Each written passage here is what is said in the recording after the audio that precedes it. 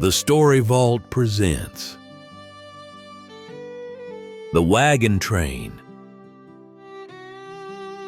Episode 6, Blood on Trail.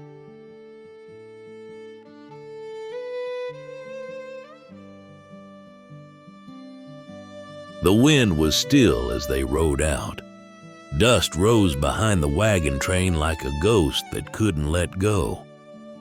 Amos McGraw rode up front, eyes narrowed beneath the brim of his hat. The land was harder now, hills climbing like broken teeth from the earth, the brush thicker, meaner. A place where ambushes felt at home. Behind him, the others followed, quiet. Rose Carter sat upright in the back of her family's wagon, hand resting near the pistol on her belt. The cut on her cheek had begun to scab, but her eyes were sharper than before.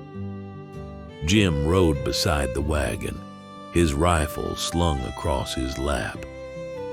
Every now and then he glanced her way, but said nothing. Eleanor Harper kept close to the wounded stranger's wagon, listening to his shallow breathing. He was fading fast, and if he was right, if Red Jack was still coming, they didn't have much time. By midday, the scout returned. He rode hard, sweat soaking his shirt, his eyes wide. Canyon ahead, narrow trail, hoof prints, a lot of them. Amos didn't flinch.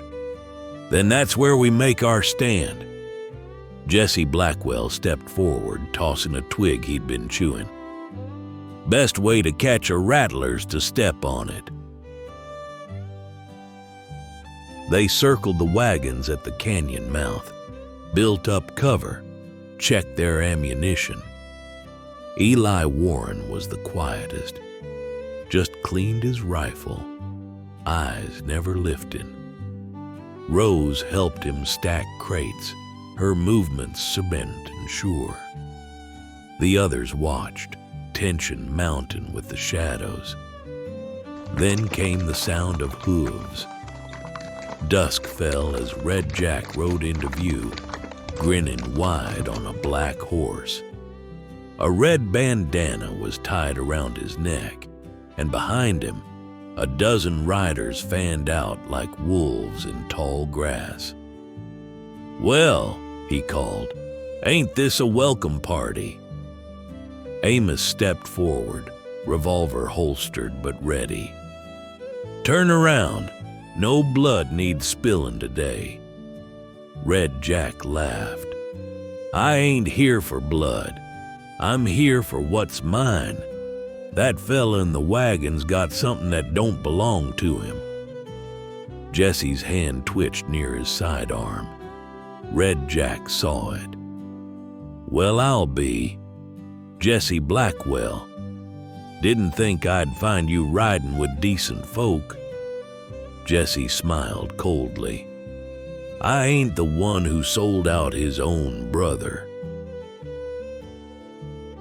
Red Jack's grin vanished. Silence. Then a gunshot. Chaos. Smoke and fire lit the canyon mouth. Gunfire cracked like thunder. People screamed. Horses reared. Amos was hit in the shoulder, but kept fighting. Jesse rolled from cover and shot two men clean.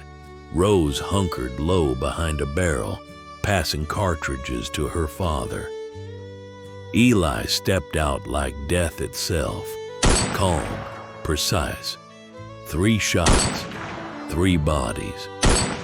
Red Jack kicked his horse forward, aiming straight for the wounded wagon. But Jesse met him in the open. Their horses slammed into each other, both men hit in the dirt. They fought. Fists, knees, elbows.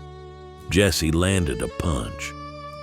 Jack bit down and slammed his head into Jesse's nose.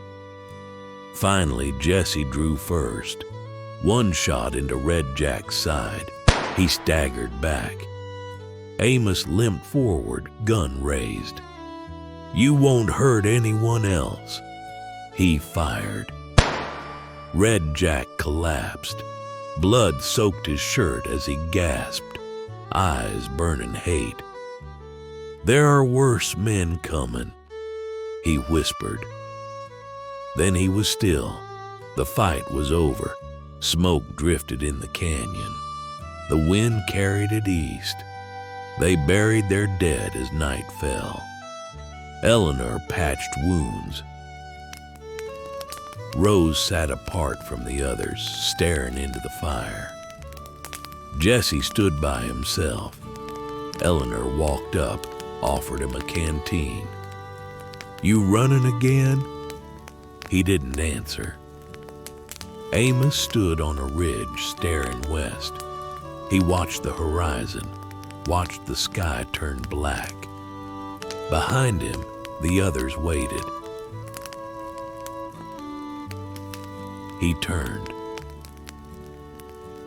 "We ride at first light."